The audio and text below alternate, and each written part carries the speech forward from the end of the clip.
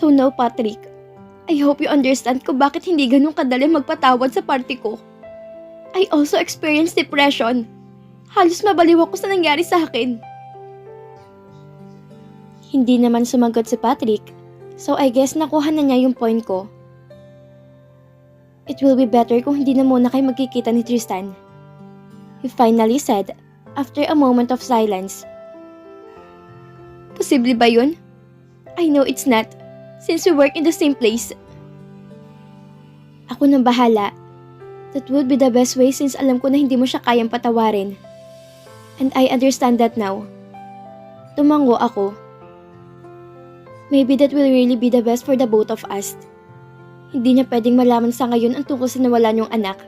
Baka mas lalo siyang hindi makaahon. At least not for now. Okay, I answered. Pakiramdam ko, nabawasan ang bigat sa dibdib ko, knowing that naintindihan na ni Patrick kung bakit ganito kalalim ang galit ko kay Tristan. Hindi ako mapakali buong araw dahil sa pag-iisip kung kamusta na si Tristan.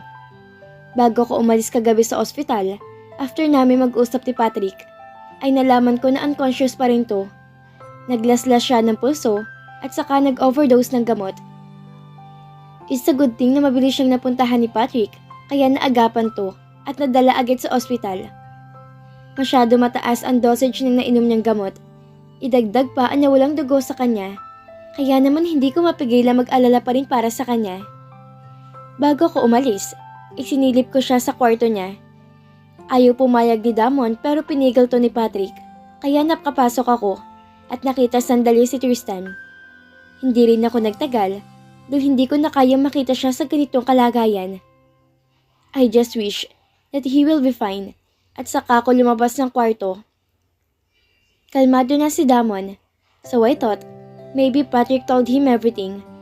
Nagpaalam na ako sa kanila and maybe will the last time na makikita ko siya. Okay ka lang ba? Tanong sa akin ni Luke dahil kanina pa ako hindi mapakali. May sinasabi siya tungkol sa mga plano namin pero hindi ko na maintindihan yon dahil sa pag-iisip. Bakit pa kasi hindi mo papuntahan, ma'am? Para hindi ka na parang trumpo dyan, ikot ng ikot. May halong pang-aasar na sabi ni Luke. Naikwento ko kasi sa kanya ang napag-usapan namin ni Patrick kagabi. Lalo siyang nagalit at lalo niyang pinursugin makalapit sa mga taong punot dulo ng lahat. Ayaw na ni Patrick na magkita kami ni Tristan. Mas makakabuti daw yun. Nakatanaw ako sa labas, pero ang mukha ni Tristan ang tanging nakikita ko. Kaya mo na ba siyang patawarin? Luke asked, kaya lalo akong nalito. Kagabi bago ako matulog, yun ang laman ng isip ko. Tama si Patrick. Pareho kaming biktima ni Tristan.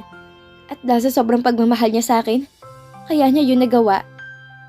If he had known that I was pregnant that time, maybe hindi niya to gagawin. He will not hurt me and his child.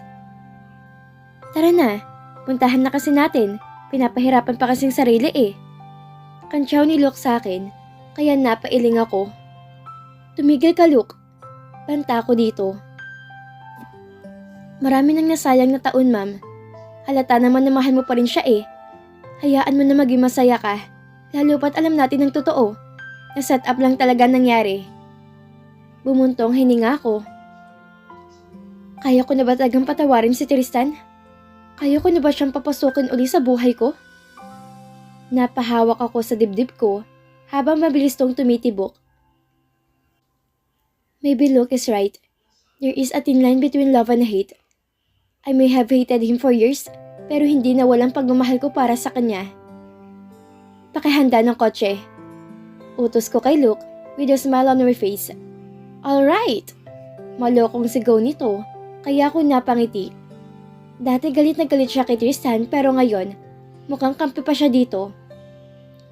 Narating namin ng hospital at nagmadali akong pumunta sa kwarto niya. Pero nagulat ako at wala ng tao dito. Nakaramdam ako ng takot. May nangyari ba kay Tristan? Nurse? Agad akong lumapit sa nurse's station sa floor na ito para magtanong. Yes po, ma'am. She said in a friendly manner. Yung patient na si Tristan Montefalcon, bakit wala na siya doon? Kabado kong tanong. Ah, siya po? Na-discharge na po siya kanina. Okay na ba siya? Nagkamali na ba siya? Sunod-sunod na tanong ko. Hindi ko po alam kasi po kakapasok ko lang po ma'am. Yung kapalitan ko po kasi ang nakakaalam. Paliwanag ng nurse. Napatango na lang ako. In my heart, ang dasal ko ay maging maayos na si Tristan. Ang importante sa ngayon ay gumaling muna siya. Pwede naman kami mag-usap pag maayos na siya. Pinilit ko maging maayos nang lumabas kami ng ospital. Nandoon ang lungkot dahil hindi ko siya nakita. Gusto ko sanang alamin kung kamusta si Tristan, pero wala naman akong contact number ng mga kaibigan niya. Napahinga ako na malalim. Maybe all I can do is wait. Sigurado naman ako na okay na siya, kasi kung hindi, nasisiguro ko na ipapaalam sa akin ni Patrick to. Luke, pumunta muna tayo kay baby. Utos ko dito at tumango siya. Ipinalibing kasi ni Luke ang baby ko bago kami umuwi ng probinsya. Para sa kanya, may buhay na yon kahit dugo pa lang, kaya kailangang ilibing. Sa isang public cemetery niya yun inilibing dahil may lote ang pamilya niya doon. At na makarating ako ng Milan, ipinaayos ko to kay Luke at ipinalipat sa isang private cemetery. I bought flowers pati kandila on our way here. Agad niya yung sinindihan ni Luke habang ako ay napaupo malapit sa lapida niya. Our angel, Baby Montefalcon. Hinaplos ko ang lapida saka ko inilapag ang bulaklak. Anak, bantayan mo ang daddy mo ha? Ibulong mo kay God na pagalingin niya ang daddy mo. Mahal na mahal kita anak. Kahit na hindi ko pa siya nakikita, alam ko na parte na siya ng buhay ko. Isa na siyang anghel sa langit. I'm sure of that. After staying there for a while, ay nagpasya na akong umuwi. I need to rest dahil trabaho na naman bukas. Kailangan kong plansya ang plano ko with Laura at malapit na yon. Maaga akong pumasok kinabukasan dahil may meeting ako with Audrey para sa gagawing lunch. Isang buwan na lang at papapagana na yon, kaya kailangan paghandaan ang first lunch ko with Bella Philippines. Good morning, Miss Denise. That was Jelly, ang assistant ni Audrey, kaya naman nagtataka ko kung bakit siya nandito.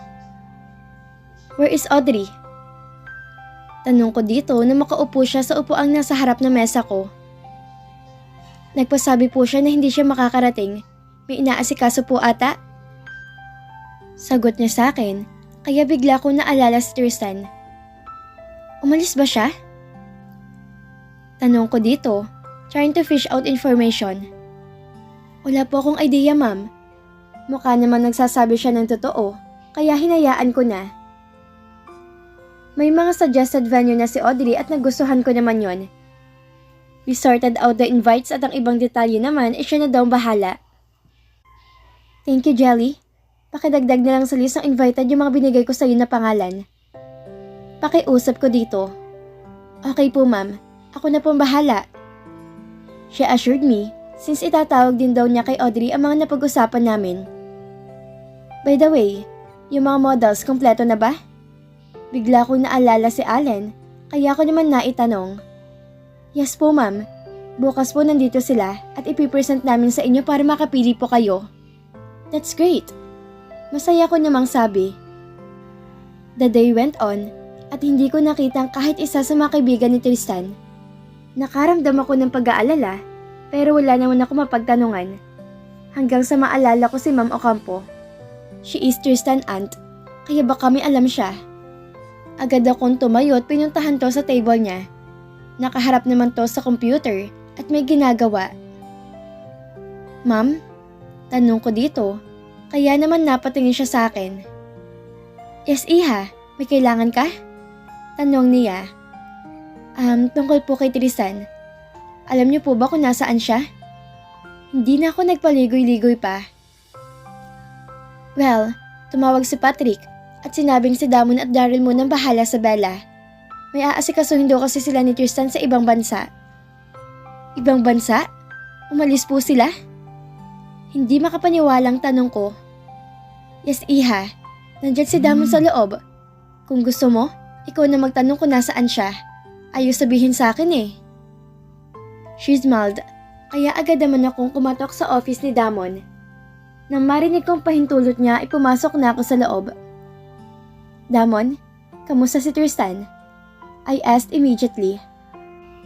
All I wanted to hear is that he's okay. He's fine, Denise. Nagkamali na siya bago siya ilipat ng ibang ospital. Pasensya ka na.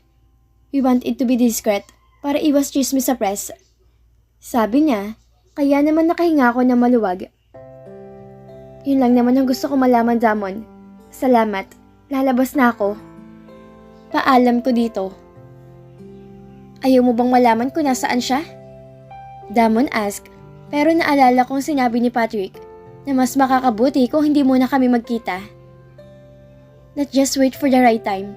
Sa ngayon, kailangan niya muna magpalakas. He just nodded, so I went straight to the door and left the office. Sa ngayon, kailangan ko muna maghintay. Hahayaan muna naming maghilom ang mga sugat namin para pag nagkita kami, handa na kaming harapin ang lahat. Magaan ang loob ko nang bumalik ako sa opisina. Ang importante, okay na si Tristan. I just hope makarecover na siya para makabalik na siya dito. Then maybe we can talk. Maybe it's time. And we can take it from there. Ipinagpatuloy ko ang trabaho ko sa maghapon. Jelly was reporting to me every now and then pati na si Laura. Napapailing ako sa babaeng to. Saan kaya to kumukuha ng kapal na muka para harapin ako at magpatay mali siya na parang wala siyang ginagawang masama sa akin. Hindi na ako makapaghintay na makitang pagbagsak niya sa kahihiyan. Successful ang lunch ng Dream Fashion and stay last night and it may be news lalo sa internet. I was browsing at hindi ko mapigilang ngumiti dahil umayon ang lahat sa plano ko. Maganda ang naging reviews sa mga damit na inirampa kagabi, specifically ang dalawang design na inilabas nila sa market. Ito ang design ng kaibigan ko na ipinain ko kay Laura. Rachel entered my office with a smile, kaya naman alam ko na naglalaro sa isip niya. Nagawa mo na ba yung inuutos ko? Tanong ko dito. Yes bro, gusto ngang umaksyon ni Yelena, pero sinabi kong plano mo. She was referring to my order na wag mo nang lumitaw si Yelena. I wanted to delay it at hayaang mabunyi si Laura sa tagumpay niya. Pinapatagal mo pa, Rachel said, so I smirked. Hayaan muna natin na mag-celebrate si Laura. Besides, kakalunch pa lang naman nila. Let's wait na mailabas to sa market. Mas malaki ang magiging damage sa kanila, lalo kung nakapaglabas na sila ng puhunan. Mahabang paliwanag ko dito. So ano susunod na plano natin? Tanong niya. We will proceed with our lunch as planned. Nakausap ko na si Damon tungkol dito. Sabi ko naman, hindi pa ba babalik si Tristan? It's been 2 months, right? Ako man ay hindi ko alam kung babalik pa si Tristan. It will be up to him. Pero sa nangyayari, mas gusto ata niyang ganito. Siguro nga'y pinanindigan na ni Tristan ang sinabi niya noon na hindi na siya magpapakita sa akin. And I have been arguing myself kasi namimiss ko siya. Alam kong hindi ko to dapat maramdaman, pero yun ang totoo. This place reminds me of him. Did he already give up? Hindi ko alam at hindi ko rin parang magtanong. If he is okay with that, then so be it. Maybe mas okay na sa kanya yung ganito. Wala nagiging problema dahil hindi kami nagkikita. I answered Rachel as I smiled just to hide my real feelings. Tumango na lang siya, saka siya bumalik sa pag-aasikaso ng mga kakailanganin namin para sa lunch. Hi Denise! Masayang bati sa akin ni Audrey as siya entered the office. Hi! Grabe, bakit ngayon ka lang? Tanong ko dito and she uneasily smiled. Yumakap ako sa kanya dahil na-miss ko siya talaga. Kararating lang namin ni Tristan. She was looking in my eyes and my heart started to beat really fast. Sinubukan kong itago ang nararamdaman ko, so I smiled at her. Talaga? I casually answered. Yes, Denise. Actually, nasa conference room sila at gusto ko daw makausap ni Tristan. For what? I turned away and pretended to fix my things para itago ang kaba na nararamdaman ko. Gusto ko niya makilala, Denise. I instantly turned around habang naguguluhan ako sa sinabi niya. Audrey, Hindi pa April Fool's Day. Stop it! Seryosong sabi ko, pero hindi naman nagbago ang reaksyon niya. May kailangan ka malaman, Denise. She said, kaya lalo kong kinabahan. What is it, Audrey? Your son doesn't remember you, at kahit ano may kinalaman sa'yo.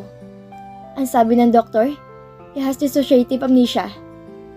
Naalala niyang lahat pero ikaw? Joke pa to? I wanted to laugh, but Audrey looked serious. For real? Tanong ko, and she nodded. I wanted to laugh. Gusto ko ding umiyak. Sa daming taga na makakalimutan niya, ako pa talaga? Ang sabi ng doktor, that is the response of his mind sa mga masasakit na alaala. Masyado siyang nasaktan kaya mas pinili ng utak niya na kalimutan ng lahat. Kwento ni Audrey. Matagal na ba? I again asked, fighting back the tears that is about to fall. When he woke up after his suicide attempt, akala namin okay siya. Nag-decide ang parents niya na dalhin siya sa US para makarecover. Hanggang sa nalaman nilang hindi ka nga niya naaalala. I nodded. Siguro ganun katindang sakit na binigay ko sa kanya, kaya ganun ang nangyari. I fought the urge to cry in front of Audrey. Kasing unfair lang. Napakadali naman para sa kanya natakasan ng lahat ng nangyari. Samantalang ako, heto't hanggang ngayon nasasaktan pa rin. It's not your fault, Denise. I know everything. And I'm sorry sa lahat ng ginawa ni Tristan sa'yo. Niyakap ako ni Audrey at hindi ko na mapigilang mapaiyak. Everything will be okay. Ang sabi naman ng doktor, pwedeng temporary lang ang lahat. Kung yan ang makakabuti, tatanggapin ko na lang, Audrey. I just wish na mangyari din sa akin yun para tuloy na din ako makalimot. Malungkot na sabi ko dito. Hey, don't say that. Tutol naman ni Audrey habang pinapahiran ako ng luha ko. It's just so unfair, Audrey. Si Tristan natakasan niyang bangungot ang nakaraan. Pero ako, I can still clearly remember it na parang kahapon lang to nangyari. Magiging maayos din ang lahat. I'm praying hard na makabalik siya sa dati para maayos niyang problema. Audrey positively said, pero nangamba pa rin ako. Kung hindi na siya makakabalik, wala na ako magagawa, Audrey. Kailangan ko nang sigurong tanggapin and move on with my life. Mahal mo pa rin ba siya? She asked, so I sighed. I don't know. Galit ako sa kanya, pero nag-aalala pa rin ako. Love pa rin ba yun? Audrey smiled at my answer. I guess so. Kaya tara na. Malay mo pag nakita ka niya, makilala ka niya. Audrey was excited. I guess but me. I'm scared to face the fact that he doesn't remember me. Does she know about me? I mean, as his past? Naglakas loob akong tanungin si Audrey, but she shook his head. The doctor advised us na wag magkwento para hindi siya maguluhan. Baka daw kasi madali ang recovery niya pag ipinilit namin. Okay. So I guess, plain business partner lang ako ngayon para sa kanya. Audrey said, sorry, but I shook my head. Wala naman silang kinalaman doon, so no need to apologize. I will just have to go with the flow. For now, mauna ka na, susunod ako. Taboy ko dito, so he hugged me again. Love will find a way, she said before she left. Inayos ko muna ang sarili ko bago ako nagpunta sa conference room kung saan nandoon si Audrey. I can feel my heart thumping out loud kaya pinilit kong kumalma. Kung bakit wala pa si Rachel dahil busy to sa mga inutos ko sa kanya. Finally, nandito na siya. I heard Patrick's words as I entered the room. Kumpleto ang 5 magkakaibigan with Audrey's and Ma'am Ocampo. Hello everyone. I tried my best to be jolly in front of them. Napatingin ako kay Tristan and he stood up. Sinalubong niya ako with the same smile na minahal ko noon. Inilahad niya ang kamay niya at tinanggap ko naman yon. It's nice to meet you, Miss Fontanilla. Sorry kasi nagkasakit ako, kaya ngayon lang kita nakilala. Tumango lang ako at saka ko binawi ang kamay ko. Inalalayan niya pa ako mapaupo at bawat lampi ng kamay niya sa akin sent shivers down to my spine. He sat down and his usually face habang si Patrick naman ay nasa harap ko. He was only looking at me na para bang pinag-aaralan ako. "De Vera, it's rude to stare." Out of nowhere ay nagsalita si Tristan, kaya napatingin ako kay Patrick. I can hear his other friends laughing at nang tiningnan ko naman si Tristan, ay tila balukot ang mukha nito. "Wag kang OA, Monty Falcon. It's just natural to stare, lalo't napakaganda man talaga ni Denise." He winked at me, and I know what he was doing, kaya inilingan ko na lang to. Naging meeting tuloy ang eksena namin dito, and Tristan keeps on getting my attention, lalo at nakikita niya na madalas kami ni Patrick ang magkausap. "The lunch will be ready next week. Plansyado na ang lahat kaya wala na kayong dapat isipin. Miss Fontanilla took care of everything, at hindi pa man, I know it will be your success." Damon said, daw siya ang naging katuwang ko sa pagpaplano habang wala pa si Tristan. "I saw the lunch of dream. Baka magandang outcome sa mga tao. Tumaas din ang rating nila sa market," Tristan said habang nakatingin sa dala niyang tablet. "Well, it's okay. Hindi naman ganun kabongga. Don't worry. After our lunch, we will remain on stop," I assured Tristan, so he smiled at me. "By the way, Patrick, I have something to discuss with you. Are you free?" I plan to tell Patrick about my plan with regards to Laura. Kailangang alam nilang hakbang ko dahil ayoko namang isipin nila na nag-decide ako mag-isa. May karapatan din silang malaman na may trader sa bakuran nila. "Sure, Denise. Dinner? Okay lang?" Tanong niya sa akin. Kaya napatango na lang ako. "So kayong dalawa lang talaga?" May inis ang boses ni Tristan, at kung wala lang amnesia to, ay iisipin ko nagsaselo siya. "What's your problem? Bawal ba ako makipag-dinner?" Itinago ni Patrick ang ngisi niya at nagkunwaring inis, pero hindi nakaligtas sa mata ko. "Oh no! I knew it! Sinasabi ko na nga ba, may plano tong si Patrick, kaya ganito siya sa akin. Ako ang presidente dito, De Vera, so I guess may karapatan ako malaman kung ano kailangan niyang pag-usapan." Tristan's voice bombarded the room, kaya napatikahim lang sa Audrey na itinatago din ang ngiti. While the three guys busied themselves with their phone na akala mo naman mga hindi nakikinig sa pinag-uusapan namin. At dito na po nagtatapos ang kabanata ng ating kwento. At sana'y muli niyo po akong samahan sa mga susunod pang kabanata. Maraming salamat po at ingat po tayong lahat.